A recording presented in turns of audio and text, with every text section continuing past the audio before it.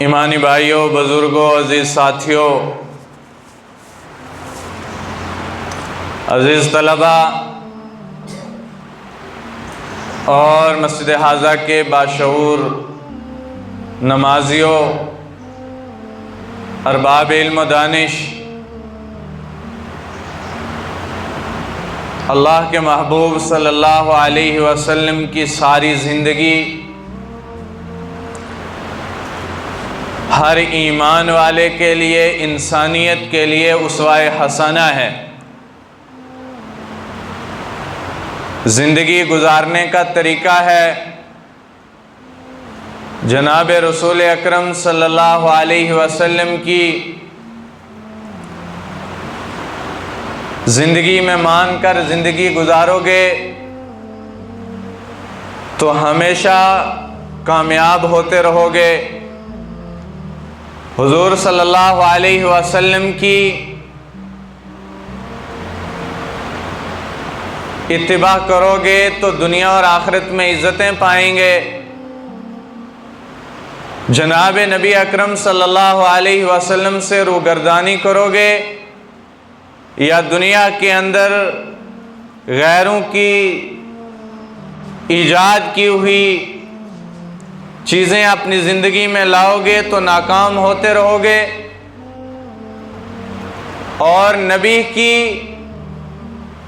اتباع کو چھوڑ کر غیروں کی اتباع کرو گے تو ہمیشہ مغلوب رہو گے، غالب کبھی نہیں ہو پاؤ گے۔ ہر مرد و زن ہو، بچہ ہو یا بوڑھا ہو، کمزور ہو، مضبوط ہو، تواں ہو،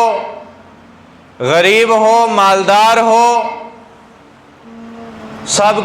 کے لیے نبی رحمت صلی اللہ علیہ وسلم نے اپنی زندگی کو بہترین آئیڈیل چھوڑا ہے۔ اور نبی کریم صلی اللہ علیہ وسلم نے فرمایا، الحیاء شعبۃ من الایمان، حیا ایمان کا ایک جز ہے، شعبہ ہے۔ اگر حیا نہیں ہے تو دین کے اوپر انسان پورا قائم نہیں ہے۔ حضرت علی کرم اللہ وجہہ اور حضرت سیدنا فاطمہ الزہرا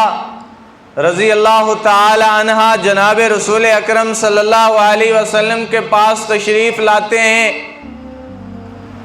اور دروازے پر پہنچتے ہیں کہ حضور اکرم صلی اللہ علیہ وسلم کی سسکیوں کی آواز آ رہی ہے۔ حضور صلی اللہ علیہ وسلم رو رہے ہیں، ہچکیاں لے رہے ہیں، تو اندر نبی کی لخت جگر داخل ہوئی، اور داخل ہونے کے بعد کہا، یا رسول اللہ، ہمارے ماں باپ آپ پر قربان ہو جائیں، آپ کیوں رو رہے ہیں؟ آپ کو کس چیز نے اتنی تکلیف میں ڈالا؟ آپ کو کس چیز نے رونے پر آمادہ کیا؟ آپ کو کس چیز نے رنجیدہ کیا؟ تو جناب رسول اکرم صلی اللہ علیہ وسلم نے فرمایا کہ میں جب معراج پر گیا تو میں نے دیکھا کہ میری امت کی عورتوں کو جس دردناکی کے ساتھ عذاب دیا جا رہا تھا، یا جس دردناکی کے ساتھ وہ عذاب میں مبتلا تھیں، تو مجھے اس کے تصور نے تکلیف میں پہنچا دیا، مجھے اس کے تصور نے رنجیدہ کر دیا، جس کی وجہ سے میں رو رہا ہوں، مجھے تکلیف ہوئی ہے۔ میرے ایمانی بھائیوں، جناب رسول اکرم صلی اللہ علیہ وسلم کا ہمارے درمیان ہونا، ہمارے بیچ رہنا اور ہمارے لیے کسی مشفق ماں سے کم نہیں کہ اگر کسی ماں کے سامنے اس کے لختے جگر کو، اس کے بچے کو کسی سخت جو ہے کوٹھڑی کے اندر رکھ کر اس کو جو ہے تکلیف دی جا رہی ہو، مارا جا رہا ہو، سزا دی جا رہی ہو، تو وہ ماں کبھی بھی اپنے بچے کو برداشت نہیں کر سکتی۔ تو ساری دنیا کی ماؤں سے بڑھ کر امت کے ساتھ جناب رسول اللہ صلی اللہ علیہ وسلم نے محبت کی، جس محبت کا المیہ یہ ہے کہ جناب رسول اکرم صلی اللہ علیہ وسلم اپنے گھر کے اندر ہیں اور تصور کر کے رو رہے ہیں کہ میری امت کی عورتوں کے اوپر جو عذاب آیا، جو عذاب دیا جا رہا ہے، یا جو عذاب میں نے دیکھا ہے، وہ مجھ سے برداشت نہیں ہوا، اور میں اس کی وجہ سے دل کے اندر اس کی تکلیف کو، اس کی کڑن کو محسوس کر رہا ہوں۔ پھر جناب رسول اکرم صلی اللہ علیہ وسلم نے اس بات کی وضاحت فرمائی کہ کون کون سی ایسی عورتیں ہیں کہ جن کے بارے میں اللہ عز و جل نے فرمایا یا حضور صلی اللہ علیہ وسلم نے دیکھا کہ میں نے ان کو کس کس عذاب کے اندر مبتلا دیکھا۔ تو حضور صلی اللہ علیہ وسلم نے فرمایا کہ میں نے سب سے پہلے جس عورت کو دیکھا، اس عورت کو سر کے بالوں سے الٹا جہنم کے بیچ لٹکایا ہوا تھا، سر کے بال کھول کے چوٹی اور الٹا جہنم کے بیچ لٹکایا ہوا تھا، اور اس کے سر کے اندر جو دماغ ہے وہ ہانڈی کے بیچ جس طرح چاول پکتے ہیں اس طرح ابل رہا تھا۔ اب ہم تصور کریں کہ الٹا لٹکا کر یہ کیا عذاب کم تھا، پھر اس کے بعد اس کا سر جہنم کی آگ کے بیچ، پھر سر میں جو ہے دماغ ابل رہا ہے۔ چشم تصور کوئی کرے کہ یہ عذاب کتنا سخت عذاب ہوگا، یہ عذاب کتنا دردناک عذاب ہوگا۔ پھر فرمایا میں نے دوسری عورت کو دیکھا کہ اس کو زبان سے فرشتوں نے پکڑا ہوا اور زبان سے پکڑ کر جہنم کے بیچ لٹکایا ہوا ہے۔ انسان کو اگر ہاتھ سے پکڑ کر 5-10 منٹ کہیں سے نیچے لٹکایا جائے تو برداشت نہیں ہو سکتا، تو زبان سے پکڑ کر لٹکانا کتنا سخت عذاب ہوگا۔ پھر فرمایا میں نے تیسری عورت کو دیکھا کہ اس کے جو ہے پاؤں اس کے سینے کے اوپر فرشتوں نے باندھے ہوئے ہیں اور اس کے ہاتھ پیشانی کے اوپر باندھے ہوئے ہیں۔ میں نے چوتھی عورت کو دیکھا کہ جس کو اس کی چھاتیوں سے پکڑ کر الٹا جہنم کے اندر لٹکایا ہوا ہے۔ میں نے چھٹی عورت کو دیکھا کہ اس کے جو ہے اس کا دھڑ، اس کا چہرہ، اس کا منہ گردن سے اوپر خنزیر کا اور دھڑ نیچے سارا گدھے کا بنا ہوا ہے۔ پھر میں نے ساتویں عورت کو دیکھا کہ اس کا منہ کتے کی شکل کا بنا ہوا ہے اور اس کے منہ میں انگارے ڈالے جا رہے ہیں اور پیشاب والے راستے سے وہ آگ اس وقت باہر نکل رہی ہے۔ حضور نبی کریم صلی اللہ علیہ وسلم نے فرمایا ایسی 11 عورتیں ہیں کہ جن کی مغفرت نہیں ہوتی، ایسی 11 عورتیں ہیں جو گنہگار شامل ہوتی ہیں، جو معاشرے میں ظالم سمجھی جاتی ہیں۔ ان میں سب سے پہلی عورت کے بارے میں فرمایا کہ وہ عورت جو بے حیا ہے، دوسرے جو چغلی کرتی ہے، تیسرے جو سر سے دوپٹہ اتار کے رکھتی ہے، چوتھے جو خامد کے ساتھ زبان درازی کرتی ہے، پانچویں جو گھر سے بغیر ضروری کام کے نکلتی ہے، اور جو عورت اپنی شوہر کی اجازت کے بغیر نکلتی ہے، جو عورت دین کا مذاق اڑاتی ہے، جو عورت احسان جتلاتی ہے۔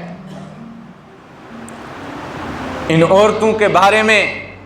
جناب رسول اکرم صلی اللہ علیہ وسلم نے حضرت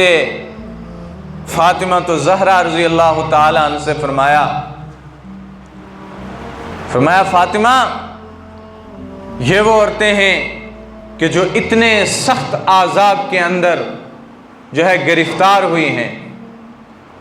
معاشرے کے اندر صرف مرد کو دین کی ضرورت نہیں ہے، یا صرف مرد ہی دیندار نہیں بنتا۔ جتنا مرد کے ذمہ دین سیکھنا فرض ہے، اتنا معاشرے کی عورت کے اوپر بھی دین سیکھنا فرض ہے۔ اور مرد کو یہ نہ سمجھے کہ جو ہے میں مسجد کے اندر آ رہا ہوں، نمازیں پڑھ رہا ہوں، قرآن پڑھ رہا ہوں، دین سیکھ رہا ہوں، میں دین کے اوپر اپنے سارا زندگی کا صبح سے شام اس دین کے اوپر گزار رہا ہوں، تو اس کے گھر کی عورت اگر دیندار نہیں ہے تو وہ جنت کے اندر داخل نہیں ہو سکتا۔ حضور اکرم صلی اللہ علیہ وسلم نے فرمایا، ایک عورت 4 مردوں کو جہنم میں لے کر جائے گی۔ جب اس کے ذمہ جہنم واجب ہو جائے گی، فیصلہ اس کے لیے اتر جائے گا، تو کہے گی نہیں ایسے تو نہیں جاؤں گی۔ فرمایا کیوں نہیں جائے گی؟ کہا باپ، بیٹا، بھائی، شوہر، ان کو سامنے لاؤ، اور سامنے لا کر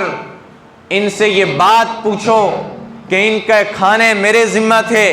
ان کے گھر کی صفائی میرے ذمہ تھی، ان کے گھر کے کام میرے ذمہ تھے، ان کے بچوں کی پرورش میرے ذمہ تھی، اس کے اولاد کی پرورش ساری میرے ذمہ تھی، سب کام اس کے میں کرتی رہی، مجھے اس نے دین کی طرف نہیں لگایا، کبھی دین کی طرف متوجہ نہیں کیا، کبھی دین سکھانے کی کوشش نہیں کی، کبھی دین کے راستے پر لے جانے کی کوشش نہیں کی، کبھی یہ بات نہیں بتائی، کبھی نماز کے لیے نہیں کہا، کھانے میں نمک کم ہو تو آنکھیں دکھاتا تھا، نماز چھوٹ جاتی رہی، کبھی کچھ نہیں کہا۔ ان 4 کو جنت میں جانے نہیں دوں گی، حتیٰ کہ ان کے اوپر جنت اگر واجب بھی ہوئی ہوگی تو فرمایا یہ عورت ان کو جہنم کے اندر لے کر جائے گی۔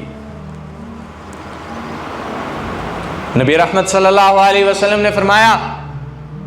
3 لوگ قیامت کے دن ایسے ہیں کہ جن کی طرف اللہ اپنی نظر رحمت نہیں پھیرے گا، اللہ رحمت کی نظر سے ان لوگوں کو نہیں دیکھے گا۔ اس میں فرمایا ایک وہ شخص ہے کہ سفر میں اس کے پاس پانی ہے، اور پانی دوسرے رفیق سفر کے پاس نہیں ہے، تو اس کے مانگنے کے باوجود بھی اس نے اس کو پینے کے لیے پانی نہیں دیا، تو فرمایا ایسے شخص کو اللہ قیامت کے دن نظر رحمت کے ساتھ نہیں دیکھیں گے۔ فرمایا دوسرا وہ شخص جو احسان جتلاتا ہے، میں نے یہ کیا تھا، میں نے تجھے یہ چیز دی تھی، میں تیرے مشکل کام میں کام آیا تھا، تیرے ساتھ میں کھڑا رہا تھا، تیرے میں ہر کام میں شامل رہا۔ فرمایا ایسے بھی شخص کو اللہ تبارک و تعالی قیامت کے دن نظر رحمت کے ساتھ نہیں دیکھیں گے۔ میرے ایمانی بھائیوں، اگر کسی کے ساتھ نیکی کرنی ہے، کسی کے ساتھ بھلا کرنا ہے، کسی کے غم میں شریک ہونا ہے، کسی کا احساس کرنا ہے، تو آپ کو نبی علیہ السلام نے جو تعلیمات دی ہیں وہ تعلیمات یہ ہیں کہ اگر آپ کسی غریب کو، آپ کسی کمزور کو آپ کسی کے غم میں کسی کے ساتھ شریک ہوتے ہو، آپ اگر کسی کی مدد کرتے ہو تو تم دائیں ہاتھ سے دو، بائیں کو پتہ نہ چلے، یہ تیرے ایمان کا اعلیٰ درجہ ہے۔ اگر تو نے اس کی مدد بھی کی، اٹھ کے باقی 3 آدمیوں کے ساتھ یہ بات سانجھی بھی کی کہ میں نے اس کو یہ چیز دی تھی، تو اس سے بہتر تھا کہ تو اس کے ساتھ بھلائی کا معاملہ نہ کرتا۔ ہمارے ہاں این جی اوز چلتی ہیں، تو ہمارے جو این جی اوز چلتی ہیں تو اس کے جو سربراہ لوگ ہیں ان کی بھی مجبوری ہے، جب وہ کوئی چیز کسی کے گھر پہنچاتے ہیں یا کسی غریب کو دیتے ہیں تو ایک پکڑانے والا ہوتا ہے، دوسرا فوٹو لینے والا ہوتا ہے، پھر وہ فوٹو وائرل کیا جاتا ہے۔ خوددار آدمی کبھی اس سے مدد لینے کے لیے تیار نہیں ہوگا۔ روٹی امیر شہر کے کتوں نے جا کے کھائی، خوددار میرے شہر کا فاقوں سے مر گیا۔ جو خوددار لوگ ہیں وہ ایسی مدد لینے کے لیے تیار نہیں ہوتے، اس لیے کہ میری عزت نفس کا مسئلہ ہے۔ اگر میرے رشتہ دار، میرے اقاربین کو اس بات کا پتہ چل گیا کہ فلاں سے اس نے یہ مدد لی تو وہ یہ کہیں گے کہ کسی سے اس نے لے کر کوئی چیز کھائی ہے۔ تو یہ دین نہیں ہے، یہ اسلام نہیں ہے۔ آپ کسی کو کوئی چیز دے رہے ہو، پھر احسان جتلا رہے ہو، پھر اس کو اس کے اوپر بار بار نیکی یاد دلا رہے ہو۔ اللہ نے فرمایا ایسے لوگوں کو اللہ قیامت کے دن نظر رحمت سے نہیں دیکھتا۔ پھر حضرت فاطمہ الزہرا رضی اللہ تعالی عنہا جو نبی کی لخت جگر ہے، جب یہ نبی کی بیٹی گھر میں تشریف لایا کرتی تھی تو وہ چادر کہ جس کو قرآن نے 2 مرتبہ مخاطب فرمایا، یا ایھا المزمل یا ایھا المدثر قم فانذر یا ایھا المزمل قم اللیل الا قلیلا، قرآن نے 2 مرتبہ مخاطب اس چادر کو کیا۔ فرمایا جب حضرت فاطمہ الزہرا حضور کے گھر کے اندر داخل ہوتی تو حضور علیہ الصلوۃ والسلام اٹھتے اپنی نشست سے، آگے بڑھتے، اپنی بیٹی کا ہاتھ پکڑتے، ماتھے پر بوسہ دیتے، پھر آ کر اپنی اس چادر کے اوپر بٹھایا کرتے تھے۔ وہ بیٹی پہنچی اور آ کے فرماتی ہے، یا رسول اللہ، آپ نے اتنی ساری عورتوں کے بارے میں یہ جو عذاب گنوائے ہیں یہ کیوں ان کو ملے؟ اس کے پیچھے وجہ کیا تھی؟ اتنی بڑی سزا کیوں ملی؟ ایک بات یاد رکھیں، قرآن کریم نے فرمایا جزاء وفاقا، جہنم کے اندر اگر آپ کو کوئی سزا ملی تو اس کے بدلہ یہ ہے کہ آپ نے دنیا کے اندر کوئی اعمال ایسے کیے ہوئے ہوں گے کہ جس کے اوپر تمہارے رب کی گرفت تمہارے اوپر پڑی ہے۔ اللہ کسی کے ساتھ زیادتی نہیں کرتا، اللہ کسی کو جو ہے بغیر کسی جرم کے سزا نہیں دیتا۔ اگر آپ نے نیکی کی ہے، جزاء من ربک عطاء حسابا، آپ کو یہ جو بدلہ ملا ہے یہ حساب و کتاب کے بدلے ملا ہے، آپ کامیاب ہو گئے، آپ کو جنت مل گئی ہے۔ تو حضور علیہ الصلوۃ والسلام نے فرمایا فاطمہ سب سے پہلی عورت جس کو فرشتوں نے بالوں کی چوٹی سے پکڑ کر جو ہے لٹکایا ہوا تھا، اس کا صرف جرم اتنا تھا کہ وہ لوگوں کے سامنے ننگے سر چلا کرتی تھی، اتنا سا جرم۔ کسی جو ہے غیر محرم کی قباحت اس کو نہیں تھی، دیور سے پردہ نہیں تھا، جو ہے شوہر سے پردہ نہیں تھا، رشتہ دار برادری والے آتے گلے کے اندر دوپٹہ لٹکا کر چلتی ہے، اذان ہوتی ہے دوپٹہ لٹکا کر چلتی ہے۔ فرمایا سب سے پہلا عذاب اور اس کے اوپر دوسرا عذاب اس کے اوپر جو مسلط کیا وہ یہ تھا کہ اس عورت کی جو کھوپڑی میں جو ہے اس کا دماغ ابل رہا تھا، اس کی وجہ یہ تھی کہ اللہ تبارک و تعالی نے فرمایا تیرے اندر اللہ نے عقل سلیم ڈالی ہوئی تھی، تیرے ذمہ یہ چیز فرض تھی کہ تو پردہ کرے۔ جتنا عورت کو نماز کے اندر پردے کا حکم ہے اتنا عورت کو نجی زندگی کے بیچ پردے کا اللہ نے حکم دیا ہے۔ عورت اپنا چہرہ، اپنے جو ہے گھٹوں سے آگے ہاتھ اور ٹخنوں سے نیچے پاؤں، یہ 3 اعضاء کھلے رکھ سکتی ہے، اس کے بغیر فرمایا کوئی عورت اپنا جسم کا ایک ذرہ بھی نہیں دکھا سکتی۔ زیور پہنتی ہے، چوڑیاں پہنتی ہے، ہار گلے میں پہنتی ہے، فرمایا اگر اس کے زیور کے اوپر، اس کے ہار کے اوپر، اس کی چوڑیاں، اس کے کنگن، اس کے کانٹوں کے اوپر کسی غیر محرم کی نظر پڑتی ہے، ایسی عورت کے اوپر اللہ لعنت برساتا ہے۔ یہ تو ساری نینو نمائش اپنے شوہر کے لیے اللہ نے رکھی۔ فرمایا دوسری عورت جس کو زبان سے پکڑا ہوا فرشتوں نے الٹا لٹکایا ہوا تھا، فرمایا ایسی عورت کو، فرمایا حضرت فاطمہ تو زہرا رضی اللہ تعالی عنہا کو، یا رسول اللہ اس کا کیا جرم تھا کہ اس کو آپ نے زبان سے لٹکی، اس کو آپ نے دیکھا کہ فرشتوں نے اس کو زبان سے لٹکایا ہوا ہے؟ فرمایا یہ زبان دراز عورت ہے، اس کی زبان میں کوئی رکاوٹ نہیں ہے۔ ہمارے ہاں کہتے ہیں نا اس آدمی سے بچ کے رہنا، اس کی زبان میں ہڈی نہیں ہے، یعنی یہ جو کچھ اس کے منہ میں آتا ہے اناپ شناپ بک دیتے ہیں۔ پھر اس کے اوپر ماشاءاللہ ہماری جو ہے عورتیں پھر جو ایکسپلینیشن دیتی ہیں، یہ میرا ظرف ہے کہ میں اس کے منہ پر یہ بات کھل کے کہا میں کسی سے نہیں ڈرتی۔ تو مت ڈر بھائی، تو خدا سے نہیں ڈرتی تو کسی دوسرے سے کہاں ڈرے گی؟ نہیں، اگر یہ زبان، دوسرا فرمایا اس کا دوسرا جرم یہ تھا کہ یہ اپنے شوہر کے ساتھ بد زبانی کرتی ہے، اپنے شوہر کے ساتھ زبان درازی کرتی ہے ایک عورت جناب رسول اکرم۔ اور یہی حکم مردوں کے لیے بھی ہے، اس میں مرد مستثنی نہیں ہے، کہ یہ نہیں ہے کہ عورت کے اوپر یہ چیز لازم ہو گئی، مرد باہر سے آئے اس کو بہن کی گالی، جو ہے ماں کی گالی، فلاں گالی بکتا رہے۔ فرمایا عورت کے ساتھ اگر مرد بھی جو ہے گناہ میں مرتکب ہے تو برابر کا شریک ہے، ایک رائی کے دانے کے برابر جو ہے تخفیف نہیں کی جا سکتی۔ ایک عورت آتی ہے، یا رسول اللہ صلی اللہ علیہ وسلم میری شادی ہونے لگی، میرے اوپر میرے شوہر کے کیا حقوق ہیں؟ تو حضور صلی اللہ علیہ وسلم نے بٹھایا، کہا تیرے اوپر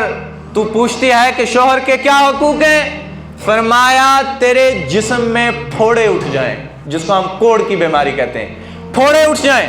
اس کے اندر پیپ پڑے، پھر اس کے بعد اس کے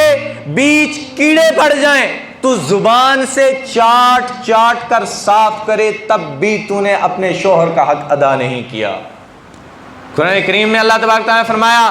عورت کو اللہ نے فیصلے کا اختیار نہیں دیا، مرد کو حاکم کی طرح گھر کے اندر اللہ نے رکھا ہے۔ فرمایا تیسری عورت، فرمایا یا رسول اللہ صلی اللہ علیہ وسلم جس کو چھاتیوں سے پکڑ کر لٹکایا گیا اس کا کیا جرم تھا؟ تو نبی رحمت صلی اللہ علیہ وسلم نے فرمایا وہ عورت جو شادی کے بعد ناجائز تعلقات دوسروں کے ساتھ رکھتی ہے، جو عورت شادی کے بعد کسی دوسرے کے ساتھ اپنے شوہر کے ہوتے ہوئے ناجائز تعلقات رکھتی ہے، سزا دین نے اس کی متعین کی۔ مرد ہے، شادی شدہ ہے تو سنسار کرو، مرتکب زنا کا پکڑا گیا، سنسار کیسے کرو؟ کھڈا کھودو، کھڑا دفن کرو، گردن باہر رکھو، چوراہے کے بیچ لوگوں کو بلاؤ، اعلان کرواؤ فلاں کا بیٹا ہے، فلاں ہے، اس سے یہ گناہ سرزد ہوا جس کو دین نے سب سے زیادہ جو ہے برا سمجھا۔ ہر آدمی پتھر اٹھائے، اس کے سر میں مارے اور پتھروں کے ساتھ مار مار کے سنسار کیا جائے۔ اور اگر غیر شادی شدہ ہے، پکڑا گیا، فرمایا چوک میں کھڑا کرو، چوراہے پر لاؤ، مضبوط آدمی لاؤ، کوڑا اس کی کمر میں، اس کو ہاتھ میں دو اور 100 درے اس کی پیٹھ پر مرواؤ، اس کو بھی پتہ چل جائے اللہ کی شریعت کو، اللہ کے حکم کو کیسے توڑا جاتا ہے۔ علماء نے لکھا ہے بہت ساری 16 سے 17 چیزیں علماء نے لکھی ہیں جو انسان کے جو ہے زندگی کو، عمر کو کم کرتی ہیں۔ اس میں یہ بھی لکھا کہ وہ لوگ جو زنا کے مرتکب ہیں فرمایا بھرپور جوانی میں مرتے ہیں۔ اللہ عمر کے بیچ سے برکت ہٹا دیتا ہے، عمر کم کر دیتا ہے۔ فرمایا یا رسول اللہ اس عورت کا کیا قصور تھا کہ جس کا چہرہ خنزیر کی شکل جیسا اور جو ہے دھڑ گدھے جیسا، اس کا کیا قصور تھا؟ تو فرمایا وہ عورت جو احسان جتلاتی تھی، احسان جتلاتی تھی۔ عورتوں کے اندر یہ بہت باریک بینی کے ساتھ یہ چیز زیادہ دیکھی جاتی ہے۔ اگر کسی عورت نے کسی کے ساتھ بھلائی کا معاملہ کیا، اس کی عادت ہے سہیلی کے پاس بیٹھی، رشتہ دار کے پاس بیٹھی، اب بڑا بن رہا ہے، یہ کر رہا ہے، کل اس کو ہم نے یہ دیا تھا، فلاں دیا تھا، فلاں دیا تھا، فلاں دیا تھا، آج یہ ایسا ہے، یہ ویسا ہے۔ فرمایا ایسی عورت کو اللہ تبارک و تعالی نے دکھایا جناب نبی رحمت صلی اللہ علیہ وسلم کو کہ اس کا چہرہ خنزیر کی شکل کا اور اس کی دھڑ جو ہے گدھے کی شکل کا تھا۔ اب احسان بات ہے، آپ کسی کی گھر کی بات اپنے گھر میں بیٹھ کر کرو گے، فلاں کی بیٹی ایسی ہے، فلاں کا بیٹا ایسا ہے، فلاں کا بھائی ایسا، فلاں کا ویسا، آپ جب تک نہیں مر سکتے جب تک یہ ظلم تمہارے گھر کے اندر نہ ہو جائے۔ کسی کی بیٹی کی عصمت ریزی کرو گے، زبان سے اس کے اوپر کیچڑ اچھالو گے، تمسخر اڑاؤ گے، الزام لگاؤ گے، اس کو نیچا دکھاؤ گے، تم اس کا بدلہ نہیں دو گے، پھر تو اللہ کا فیصل ہونے کا مجھے لگتا ہے کوئی فائدہ نہیں رہے گا۔ فرمایا کوئی کسی کے اوپر بغیر کسی وجہ سے ہنسا، موت نہیں آ سکتی جب تک کہ اس کے اوپر ہنسا نہ جائے۔ اسی لیے علماء نے کہا اپنی بیٹھک کے اندر، اپنی کچن کے اندر، اپنے مہمان خانے کے اندر یہ چیز لکھ کر لگا دو کہ جناب ہمارے گھر میں کسی دوسرے کی بات نہیں ہوگی۔ یہ بچوں کے اندر گناہ کا حوصلہ کیسے پیدا ہوتا ہے؟ یہ اولاد نافرمان ہونے کا حوصلہ کیسے پیدا ہوتا ہے؟ دسترخوان پر بیٹھ کر آپ دوسرے کی اولاد کے بارے میں باتیں کرتے ہو۔ یہ جرم تمہارے گلے میں ہمارے پڑتا ہے آ کر کہ ہماری اولادیں پھر ہم کو وہ رنگ دکھاتی ہیں۔ فرمایا یا رسول اللہ صلی اللہ علیہ وسلم اس عورت کا کیا قصور تھا کہ جس کا جو ہے چہرہ کتے کی شکل کا تھا اور انگارے فرشتے منہ میں بھر رہے تھے، پیشاب والے راستے سے باہر نکل رہے تھے، اس کا کیا قصور تھا؟ فرمایا چغل خور عورت جو چغلی کرتی ہے، تو میں رہتی ہے، نند نے میرے خلاف کیا بات کی، ساس نے میرے خلاف کیا بات کی، شوہر کو جا کے کہا کیوں لایا تھا یہاں، ان سے باتیں کروانے، یہ کروانے، وہ کروانے۔ اچھا جی، ماں ہے، بہو کی ٹو میں لگی ہوئی ہے، ایسا کرتی ہے، ویسا کرتی ہے، فلاں کرتی ہے، تو اس کا بن گیا ہے، میں نے پیدا کیا تھا، میری تجھے کوئی فکر نہیں۔ فرمایا ایسی عورتوں کو اللہ کے محبوب صلی اللہ علیہ وسلم نے جو ہے معراج والے دن دیکھا کہ اس کا چہرہ کتے کی شکل کا ہے اور آگ کے ساتھ یہ سزا دی جا رہی ہے۔ بظاہر یہ گناہ نظر نہیں آتے، بظاہر ان گناہوں کا کوئی پتہ نہیں چلتا، کوئی کسی کا احسان جتلا دے، چھوڑو کیا تھا کر دیا، کوئی جو ہے کسی پر چغلی کر دے کر دیا، کوئی کس جو ہے عورتیں، اور یہ تو سب سے زیادہ ہمارے معاشرے کا جرم یہ ہے کہ ہماری عورتیں چاہے خوشی میں ہوں یا غمی میں ہوں سر کھلے گھومتی ہیں، بچیوں کو شروع سے ایسے لباس پہناتے ہیں کہ بڑے ہو کر وہ لباس پہننا پسند کرتے ہیں، کھلے بال رکھتی ہیں۔ فرمایا ایک بال کے کھلے ہونے پر یہ سزا ہے، تو جو عورت اپنے ٹخنے ننگے کر کے چلتی ہے، پھر اس ٹخنے کے اوپر دھاگے باندھتی ہے، پھر پنجیبیں پہنتی ہے، پھر خوشبوئیں لگاتی ہے، پھر بازار میں بغیر اجازت کے شوہر سے جاتی ہے، پھر وہ گھومنے کے لیے جاتی ہے، پھر وہ کہیں بھی جاتی ہو، فرمایا بغیر جو ہے شرعی کام کے، شوہر کی اجازت کے بغیر اس کی بیوی گھر سے نکلی، اس کے اوپر گھر میں داخل ہونے تک اللہ کی لعنت برستی ہے۔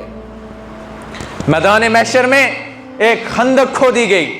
اس طرف بھی عورتیں، اس طرف بھی عورتیں۔ حضور صلی اللہ علیہ وسلم نے فرمایا ان عورتوں کی شکلیں کتے اور خنزیر جیسی ہیں، اور یہ منہ سے آوازیں نکالتی ہیں جیسے خنزیر اور کتے بولتے ہیں۔ صحابہ نے فرمایا یا رسول اللہ صلی اللہ علیہ وسلم اس کے پیچھے وجہ کیا ہے؟ فرمایا یہ عورتیں خوشی اور غم کے اندر نوحہ کرتی ہیں، چیختی ہیں، چلاتی ہیں، سینہ کوٹتی ہیں، بال کھینچتی ہیں۔ جنازوں کے اندر اتنا شور، اتنا شرابہ، اتنا پریشان کن حالات۔ حضرت حسین رضی اللہ تعالی عنہ جب کربلا کے میدان کے اندر شہید ہونے لگے تو بہن رونے لگی۔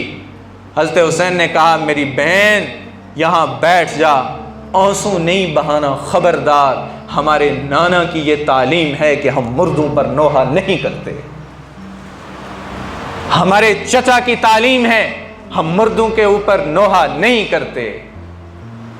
وَإِذَا أَصَابَتْهُمْ مُصِيبَةٌ قَالُوا إِنَّا لِلَّهِ وَإِنَّا إِلَيْهِ رَاجِعُونَ، جب ایمان والے کے اوپر، مسلمان کے اوپر جب کوئی مصیبت آتی ہے، پریشانی آتی ہے تو کہتا ہے اِنَّا لِلَّهِ وَإِنَّا إِلَيْهِ رَاجِعُونَ، اللہ کی طرف سے آئی تھی، اللہ کی طرف لوٹ کر جانا ہے، باقی کوئی بات ہم نہیں کہہ سکتے۔ میرے ایمانی بھائیو، یہ نجی باتیں ہیں، اس کے اوپر اپنے گھروں کے بیچ جو ہے محنت کرو۔ دیکھو کہ یہ معاشرے کے اندر پھیلتی خرابی، ہمارے گھرانے، ہمارے قبائل، ہمارے برادریاں، ہمارے گھر، ہمارے بچے اس کی آگ میں جل جائیں گے، پوچھنے والا کوئی بھی نہیں ہوگا۔ اللہ تبارک و تعالی ہم سب کو کہنے سننے سے زیادہ عمل کی توفیق عطا فرمائے۔ وآخر دعوانا ان الحمد